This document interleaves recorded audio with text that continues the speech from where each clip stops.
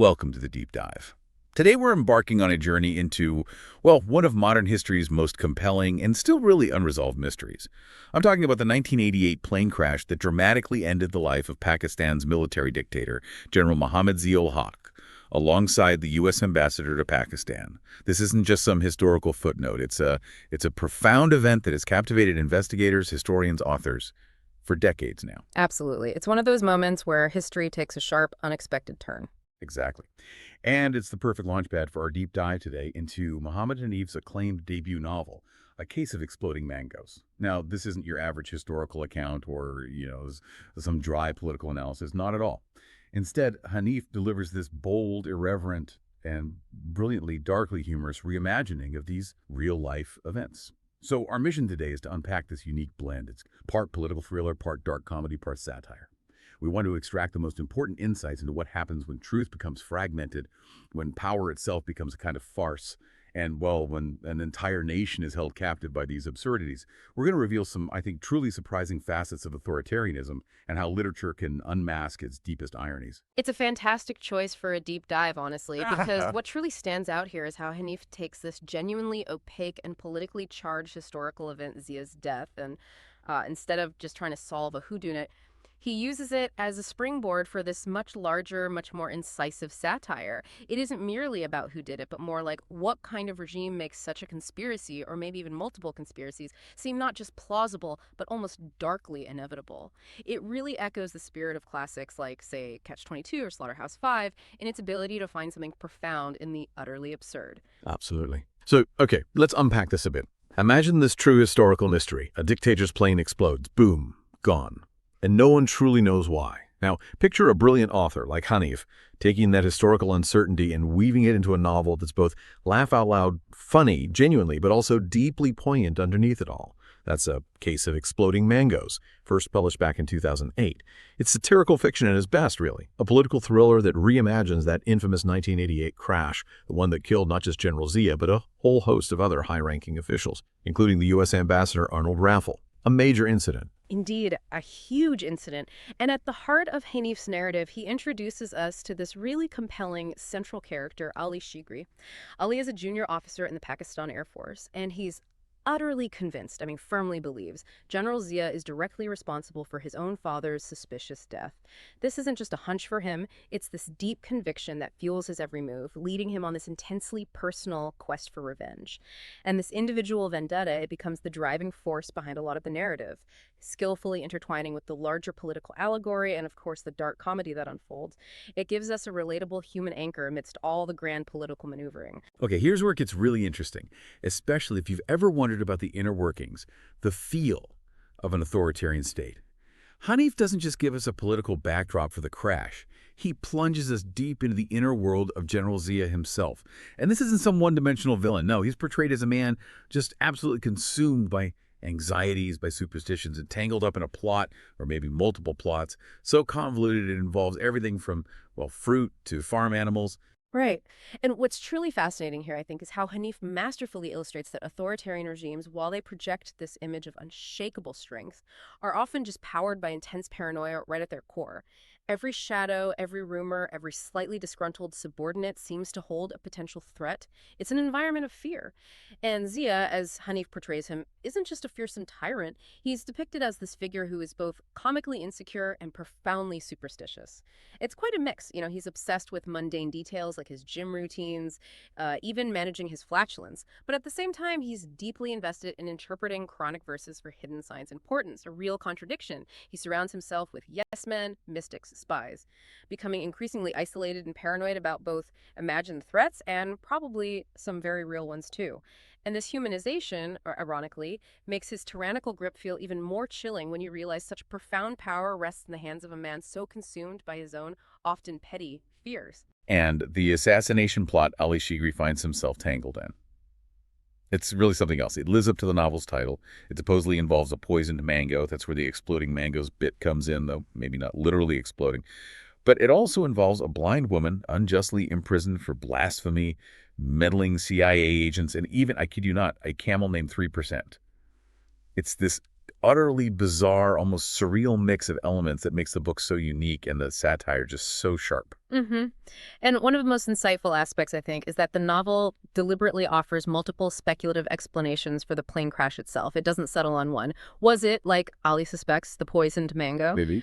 Could it have been deeper CIA involvement? Possibly. Was it Ali Shigri's own meticulously planned revenge finally succeeding? Or something else entirely. Or perhaps an entirely different, even more absurd scenario we haven't even considered.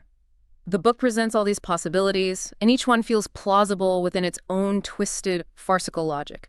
None are ever definitively proven. And the crucial insight for us here, for you listening, is that this multiplicity highlights the elusive, almost fungible nature of truth in these volatile political environments. When so many narratives compete, often fueled by propaganda or just plain fear, genuine truth gets fragmented. It becomes incredibly hard to grasp, which in itself is a powerful form of control, isn't it? Keeping people confused. Yeah, absolutely. So what does this all mean for us, beyond just a thrilling, darkly funny story? This isn't just a tale of intrigue. It's a brutal, yet somehow hilarious takedown of how power operates, how it corrupts, and how truth gets twisted, especially within the rigid, often unquestioning structure of a military state. Right. And this raises a profoundly important question, I think. How do we even understand truth when it's constantly being manipulated? Not just by outright lies, but by the sheer absurdity of the system itself. Hanif, drawing from his own background, remember, he was a Pakistani Air Force officer himself, uses that insider knowledge to absolutely skewer the entire power structure. He gets the details right. He doesn't just mock Zia. His satire casts this really wide net. It targets the sycophantic generals who enable the dictator, the corrupt bureaucrats profiting from the system, the meddling foreign agencies with their own shadowy agendas, and perhaps most scathingly, the religious ideologues who co-opt Islam for purely political and oppressive ends. The novel, really at its core, is this brutal satire of military dictatorship. It exposes the dangerous absurdity of authoritarian rule by showing just how ridiculous and simultaneously terrifying it becomes when it goes unchallenged. That contrast is so powerful. When Zia is shown as both comically insecure, worrying about his digestion, and deeply superstitious, how does Hanif use that specific portrayal? Does it undermine the foundation of his authoritarian image rather than just making him a simple caricature? Oh, it's a brilliant move. Because by depicting Zia with such human, albeit, let's face it, pathetic flaws, Hanif doesn't just make him an object of ridicule. He does something deeper. He strips away the mystique and the fear that often insulate dictators. He shows that the man pulling the strings is just as vulnerable, just as illogical, maybe more so than anyone else. And that deeply undermines the gravity of his authority for the reader. You feel it slip away.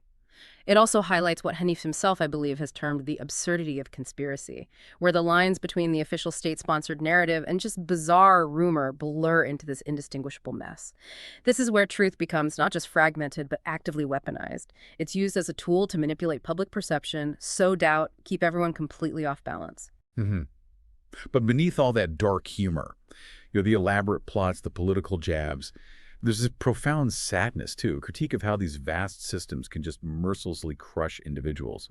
And one of the most powerful, honestly heartbreaking threads here is how religion is weaponized and the devastating impact that has on real people. Yes, what's particularly revealing here is Hanif's absolutely unflinching look at the sheer hypocrisy of power, especially how religion gets wielded as both a shield and a sword. You have Zia's carefully cultivated public persona, the devout, pious Muslim leader of an Islamic state, but that's constantly undercut by his private fears, his petty insecurities, his brutal political manipulations, and this contrast powerfully highlights how leaders can preach purity, moral rectitude, divine justice, all while engaging in the dirtiest, most corrupt, and sometimes most violent politics imaginable. Just the searing critique of the moral bankruptcy that can underpin regimes that use religion to justify their oppression. And a really poignant example of this, one that truly brings the human cost into sharp focus, is the character of Zainab. She's a blind woman accused of adultery, and under Zia's infamous hooted ordinances, she's sentenced to death by stoning. These were a set of highly controversial Islamic laws introduced by Zia, which severely curtailed women's rights and often led to these unjust convictions based on really weak, often coerced evidence. Her situation isn't just some tragic plot point. It's this gut-wrenching indictment of the regime's moral bankruptcy. It highlights how these laws, supposedly about religious purity, instead crush the most vulnerable, the most marginalized. And her quiet dignity, her unwavering spirit through this horrific ordeal, it stands in such stark contrast to the cowardice and selfishness of those in power. It really showcases the devastating human cost when religion is weaponized like that. Indeed, Zainab's story serves as that stark counterpoint to the high-stakes political games. It forces you to see the devastating, tangible impact of such a regime on ordinary lives. It's not abstract. And amidst all this, Ali Shigri's intensely personal quest for truth, his refusal to just accept the official narrative about his father's death, it becomes an act of quiet but powerful resistance. His relationship with his roommate, Obaid, who he affectionately calls Baby O, also subtly explores themes of masculinity, loyalty, and maybe dissent, even within the rigid confines of that military environment. Their bond offers this glimpse into a different kind of strength, a human connection that stands against the cold, calculating world of power politics. It's a really nuanced exploration of how individuals cope and perhaps even find their own forms of integrity in systems seemingly designed to strip it all away. Yeah. And the way Hanif tells this story, the writing itself, is just as remarkable as the story. His prose pulls you in with humor, it makes you laugh at the sheer absurdity of it all, but then it leaves you with so much to ponder, often, like you said, with a lump in your throat. Yeah, if we zoom out a bit on his style, Hanif's prose isn't just witty and laugh-out-loud funny, though it often is. It's razor-sharp. It's imbued with a journalist's precision for observation and this real knack for mimicking bureaucratic language and military jargon perfectly. You can tell he's been there. He writes with this sort of breezy irreverence, a style that suggests someone who has seen maybe too much to ever take authority completely seriously again. But beneath that undeniable humor, there is a profound sadness. He confronts us with how systems distort truth, how they erode morality, and how human lives ultimately become collateral damage in the endless pursuit of power. And the novel's ability to provoke, well, it's undeniable, given the discomfort it clearly caused the establishment back in Pakistan. Well, it certainly did cause a stir, and it kind of still does, doesn't it?